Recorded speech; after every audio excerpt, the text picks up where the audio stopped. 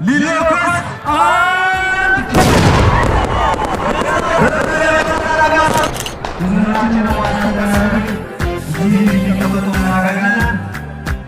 ደስታችን ነው እንደዚህ ስለተለያየ በጣም ደስ ብሎናል። አሁን ደግሞ እናንተ እዚህ ያላችሁ ርችታችንን የምንለኩስ ይሆናል። ርችታችንን ስንለኩስ እዛ ጋር አቀባበል ይኖራል። ከዚህ ጋር አንስተን ወስደን ይለኮስ ብለው እንዲሉልን ዋና አስተዳዳሪው እሳቸው ሲመጡ እዛ ርችቱ ጋር ያላችሁ ትፈቅሳላችሁ ማለት ነው።